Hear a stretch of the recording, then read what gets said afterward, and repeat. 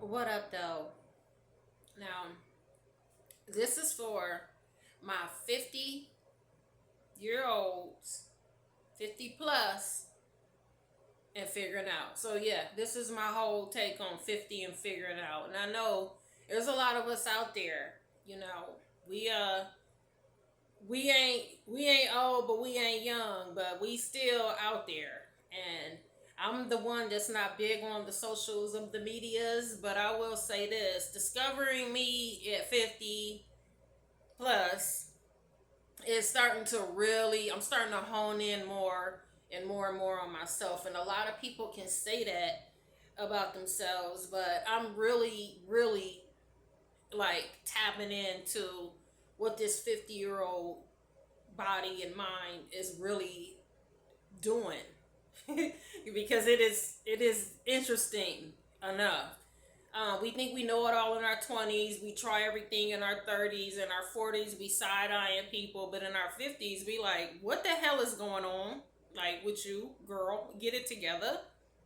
So yeah, I'm in that frame right now, and like I said, we ain't young, but we old as Jolly Joes. But I still discover more and more things in my mindset now, like in my strategy mind now. I guess what me really learning myself is like now that I'm in my higher self of like in my sober mind, because I battled, my first boyfriend in my life. My first boyfriend was a whole other entity.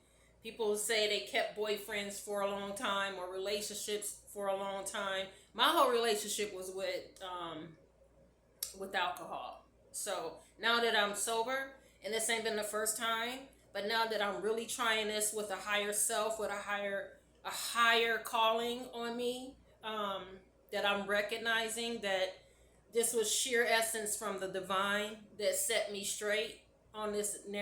I've tried it a few times, like on my own, cold turkey, whatever you want to call it, even with help through certain entities, whether it be for rehab or any type some medications that help out along whatever it takes. That's the mentality that you have to have when you're trying to go into a straight up sobriety life. But yeah, my first relationship was with alcohol. My first boyfriend, he was Italian.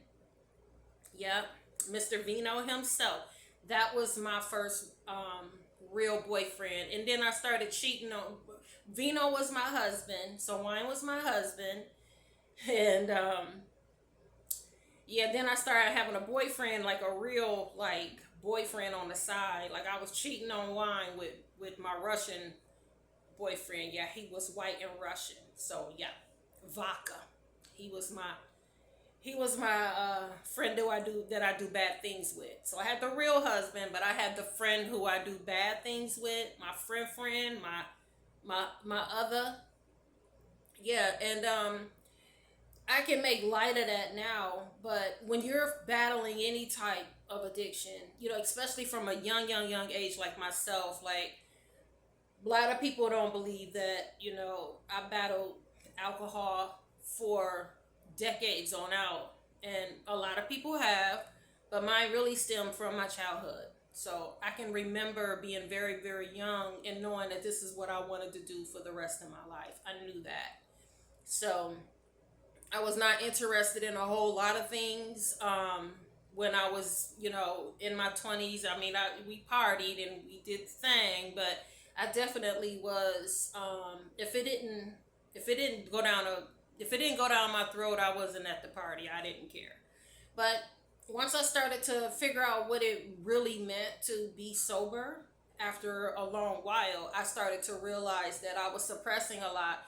And everybody knows this story where, people held on to crutches and in order to escape or not deal with real life events or whatever happened in past and traumas. And I'm not negating anybody's story, but I know for certain I didn't have these real discoveries until like recently. Like things are really still going on with me, even though I'm sober. Like I'm still haven't tackled the things that I needed to tackle. And even though I am sober, things still stir up in me that I haven't worked on. Like Miss, I have to take the advice from a lot of people, but especially like Iyanla Van Zant, you gotta work on your mess. Work on your mess.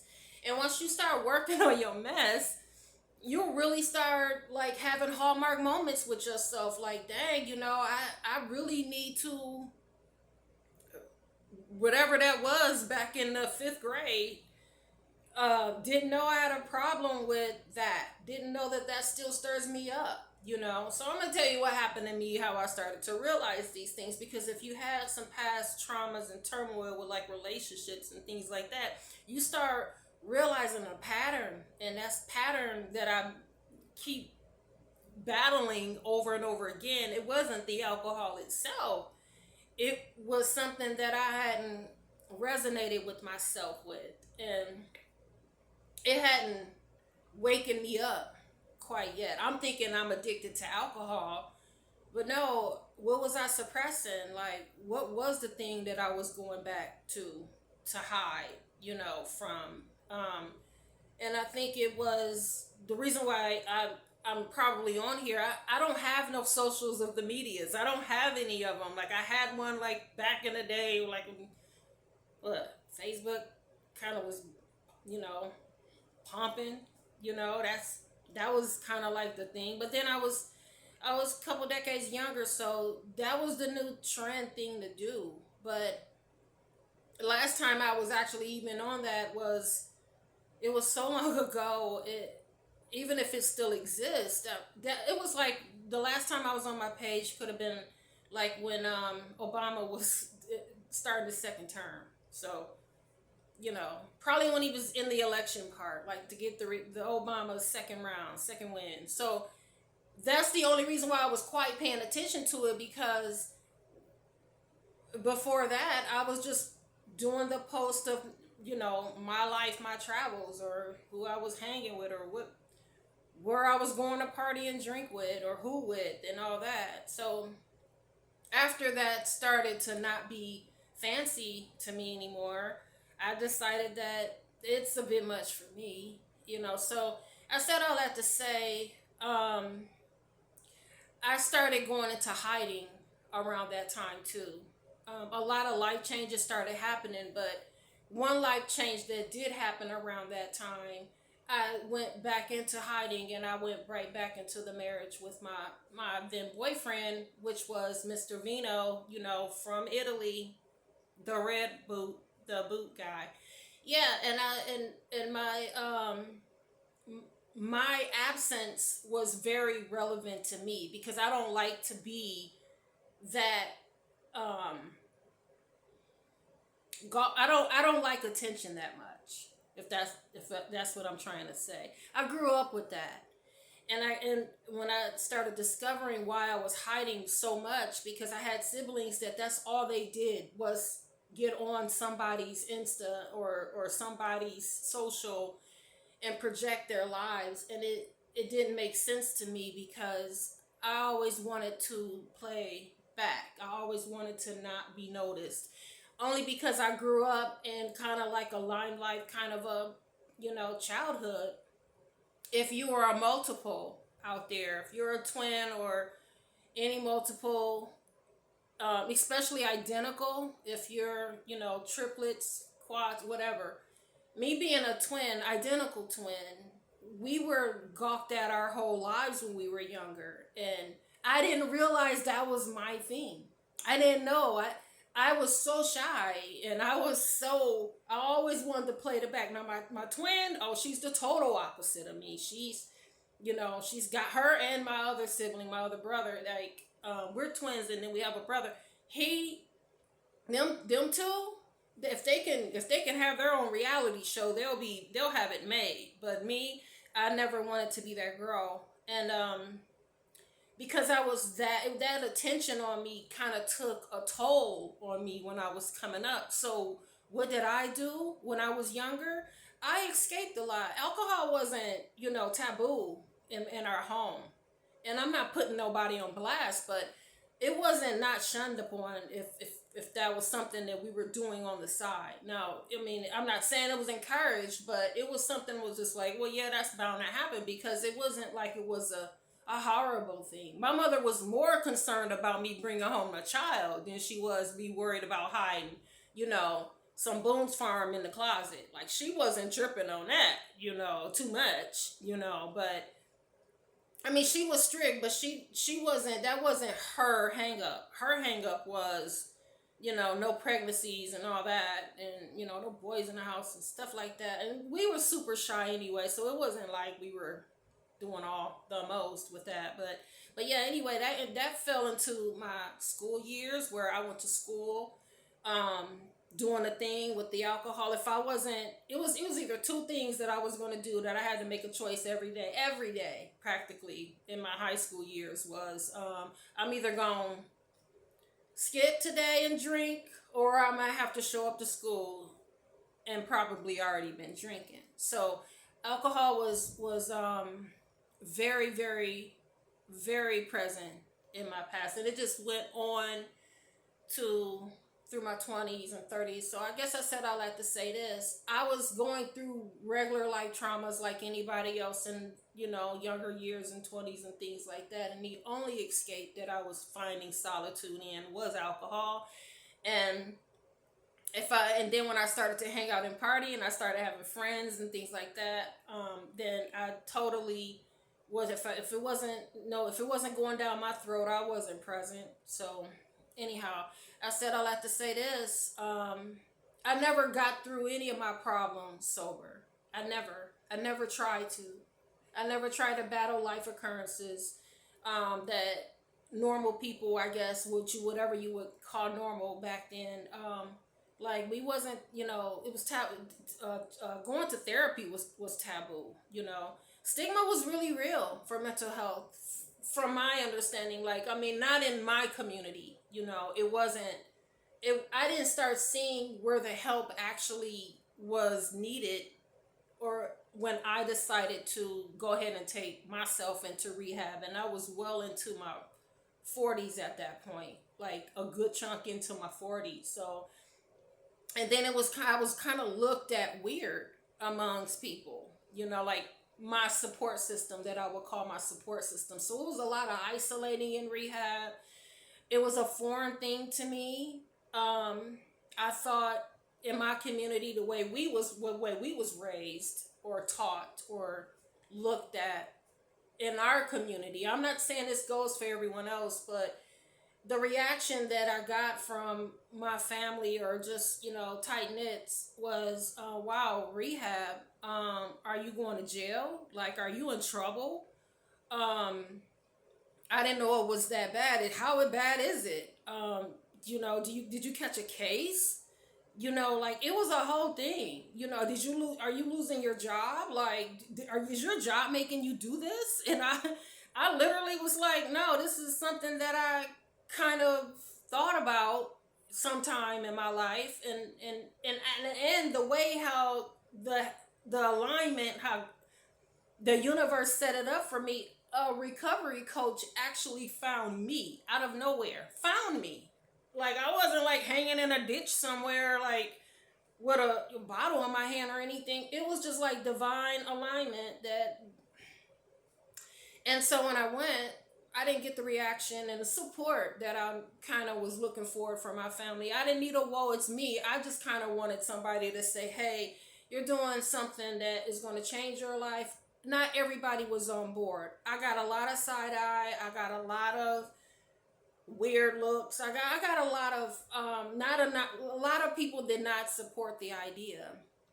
So when I got in rehab, I was kind of feeling isolated. I was around people that didn't look like me.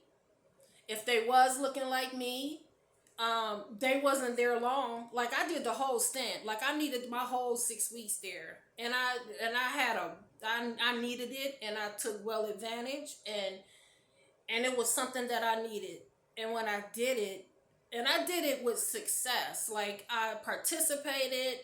I became very included in everything. I was so amazed in it. So if you're out there and you're struggling and you don't think that,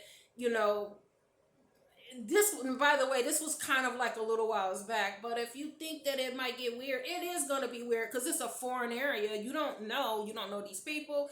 And then I found myself judging.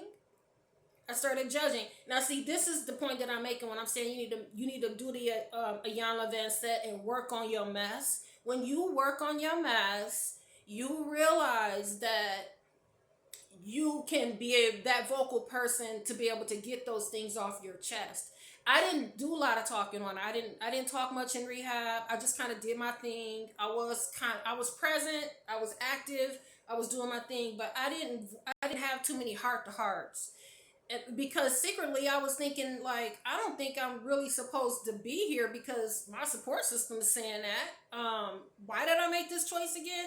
After the fact, I was very glad I did, but I was judging people in there. So what happened?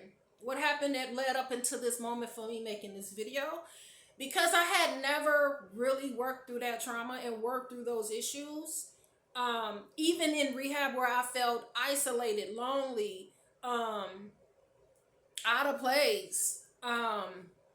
It was an experience. It was a ride, but it was something that I should have been really doing some inner work on that. And I'm over here playing the observer. I took a lot of chunk out of it. What I needed, I applied my tools. I learned enough. But what happened was I put that judgment in the back of my head.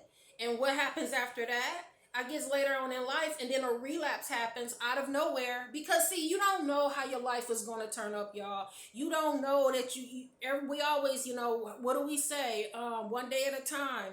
Never give up. Never quit quitting. All that, yeah, that's great. All that works. If you keep the tools, if you keep applying the tools, yes. But you also gotta stare real down hard in your soul. You gotta look down hard in your soul at yourself, and forgive yourself, and not judge yourself, and not look at other people and judge them. And you can forgive other people too, because they didn't personally do anything to you, but we all in the same boat. We all rocking off the same type of, motion. It may not be what you're into or what I'm into, but we're all struggling. And I never looked at it that way. And so relapses kept happening to me because I'm sitting here judging people when I was back trying to really focus on me. Should have been focusing on me. So what did I do in my cranium, in my subconscious? What did I do? I started judging myself. You are that. You are a drunk. You ain't never gonna stop drinking, girl. Come on, let's go to the store. That was the feedback I was getting from my inner circle. Like, I'm going to rehab. I won't see y'all for like over a month. And they're like, girl, you better stop. Come over here and talk, girl. I'll get a bottle. We got it. We got you, girl. You don't need to go. We don't need to talk to no total strangers about your life. We don't go to rehab. We go to church. You need to just go to God. Now, I'm not saying nothing against that because there was Bible study in rehab and all that. Everything was a thing. And I took all the lessons. But I wasn't really like working my mess out. Like, why was I there? What was making me do all that? And I was coming up to the conclusion later on after I had a couple of relapses is I never really accepted myself. Y'all, that was it. Out of all the things I was going through, I can name out 5 things that was horrific that I was going through that was going to send me out into a tailspin because I wasn't being feared or being judged by people because people thought that me and my twin were like we were like a thing. We were like a little circus act. We were like the thing that people paid attention to. Like, oh, the twins are here. Yay. Questions, the twin questions. How many minutes apart? You say that. No, you say that. Say it at the same time. She smiled. She smiled. I'm gonna punch you. Did you feel it? That. When people think that it's glamorous being a twin, I love my twin to death. I love her. She's my other piece. But I'm my own person. And I never really got to enjoy my own self as a child. I never got a chance to do that, and I know it sounds so woe it's me, but it's real true. I had to separate myself. We was moving states apart. I was doing that on purpose because I was trying to identify Who are you? Who are you though? You know who y'all are, but who are you? And how do you interact in relationships? And how do you get through this situation on your own when you caught a flat, or you had a blind date, and or you want to vent something out, and the only person you can think of is your twin. How would you react if your twin wasn't there? How would you react? How would you be yourself besides relying? It was like a reliance, and my sister fell into her thing of soul ties with me too. Like, you can't tell my sister that we are not one. Like, you can't tell her that to this moment. Like, she's like, I don't care what you say, we are one. Yeah, we did. We came from the same embryo. I get it. I get that. But I had struggled with that. So yeah, how did it resonate today? Boom. I'm gonna tell y'all what happened. I thought I was working through I worked through my stuff. I'm sober. I'm hitting on my 65th day. Everything's everything. Boom. I had a little episode during the summer, but hey, it is what it is. I forgave myself, I thought. So I'm over here, I'm doing side gigs. So I do like shift gig work. So today I have to do shift gig work over at this grocery store. Like, doing merchandising. Nothing against merchandisers, but y'all get my biggest respect, because that can be a tough gig, especially if you are just there to do it temporarily and you really don't know what's going on. But I did it before in my life. This time around, it was a struggle. And I'm gonna tell you why it was a struggle. It wasn't because I needed the money and had to make some extra cash. That helped. But this time of year, what I guess people call it seasonal depression, we get it. We get it. I'm a particular age. I get the seasonal depressions too, originally from the Midwest, so or winter states, whatever you want to call it. And yeah, so it comes around. And so here I go, me, Miss Menopause, going in to do the thing today, and I get a little stressed because I'm not familiar about how to do this. I don't know if anybody's down with planograms and all that. It's a whole thing. If you into it, get into it. I wasn't into it. I had to focus. And I'm usually the one that likes to organize and get stuff straightened out. I'm usually her. But like, I like things in a row. I'm Virgo Libra, so I know how organization is kind of my niche. That's what I do. But today, for some reason, it was just not the thing. But I go in and to do the thing, and I realized that I started having, what do they call it? Like in military, like they call it PTSD now, but shell shock. Like, when I previously did that job before in my life, I was going through something so traumatic, y'all, and I will break that down to y'all one day. But the universe worked this thing out where this was all God was like, look, I don't need you to be in this relationship. This is crazy. You don't need to be this. You already got a boyfriend. You got your Ike in your life. His name is wine, red wine.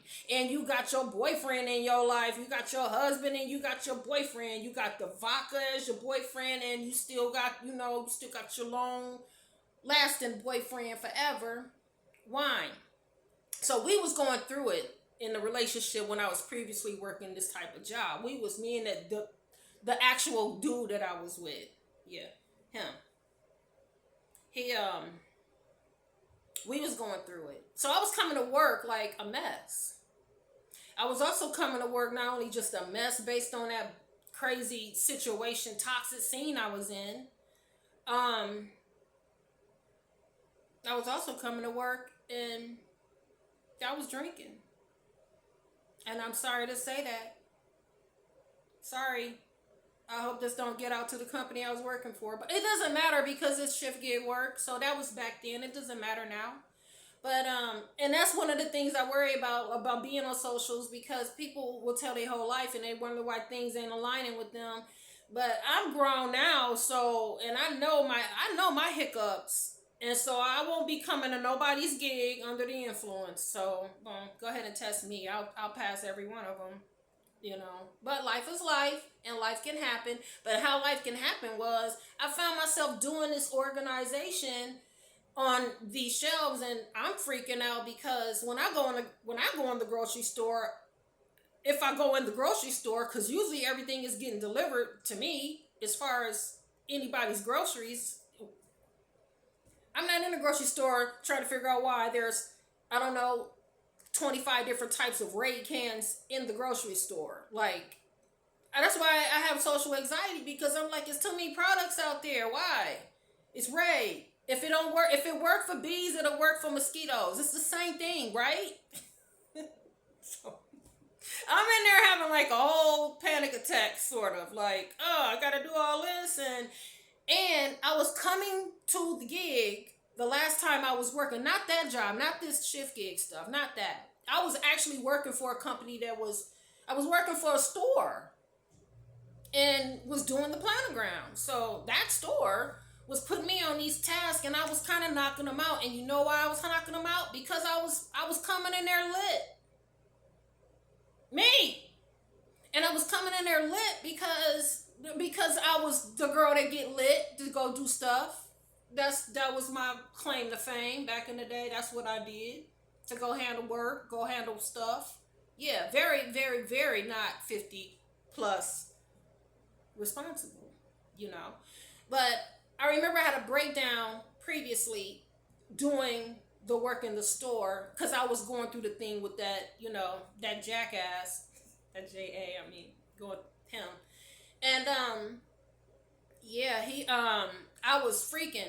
I was having like I was going through it. So when I came in to do, I suppressed that though, because once I got out of that toxicity and moved on to get my life back, doing my own thing on my own, get back to me, who I had found myself, worked so hard to find myself, and then lost myself in that crap.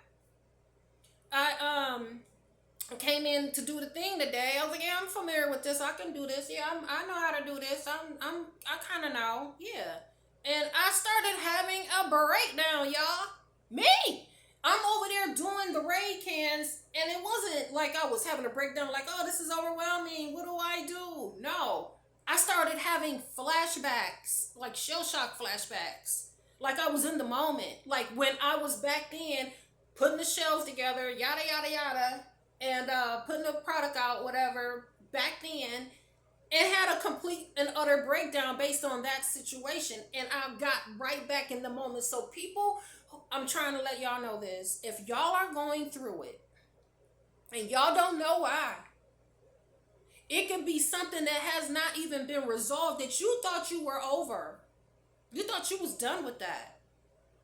And you probably had some therapy, or you probably took some head meds, and you got a psych doc and all that. You're on the telehealth, and you're doing your thing. If you haven't really focused and figured it out and worked it out, it's coming back. And guess what else might come back? A relapse. So if you think you got through that thing, I'm not putting this on anybody. I'm not saying this is going to happen to everybody. But if you have not worked out your stuff, like Young Levanza said, you need to work on your mess. It's not the addiction that I had the issue with. It wasn't. It was something that I probably got in that relationship for in the first place, which was self-identifying. Now I feel included. Now somebody looked at me as an individual and recognized me as me not being, part of this, combination. Now this person really sees me. Here I am. And I'm going along with the, relationship. And the relationship was stupid, by the way. It was stupid. It wasn't because of the alcohol or nothing. I didn't know anything about what a narcissist was either. And I'm not saying, I don't like when people throw that word around either, but I'm learning a lot. I'm still learning this social media thing. I'm still trying to figure this out too. But yeah, that thing. So anyhow, work on you. 50 plus people, 50 plusers. Now, everybody else that want to join in and figure it out, that's great. If you can figure it out prior to that, great. Just don't keep going back to don't keep seeing these cycles go over. Oh, this looks familiar. Oh, is this happening to me again? Why? I used to think I had an issue with I don't know how to, do money right and all that. No, it's the fear of lack that was in my mentality this whole time because I was feeling less than of for a long time after I got into I had to break away from the separation from my twin, first of all. And when I did that, guess what came? The fear of lack. I didn't want, it's weird. It's weird when you're a child. I'm going to say me. I didn't want the attention. It was too much for a young mind to comprehend. And then I fought for the identity, for the individualization. I fought for that. And then when I fought for that, I started grieving that. I started grieving the connection again. Did it make me want to go back and live in the same state with my sister again? No, because I realized that I was fighting. So I know it sounds confusing. That's why I say you got to work it out. You got to figure it out and then work it out. It's going to seem convoluted. It's going to seem like it's all crazy. But when you start breaking it down by separation, and that's what I had to do. First, I had to mourn the fact that I had to get over the trauma of the twin thing. I had to get over that. Like, I started breaking it down for me. I had to get through the twin thing. Then I had to get this self-identity thing going of me being individual. And I did that for a long time, so I thought. And then I started to incorporate that in the relationship because, see, when the half of you is missing and you try to get a relationship on that, I started feeling like, oh, well, I'm not good enough because I don't seem popular because I'm not around my twin. So I used to introduce myself and then I would say, I'm a twin, right? Because that was the highlight.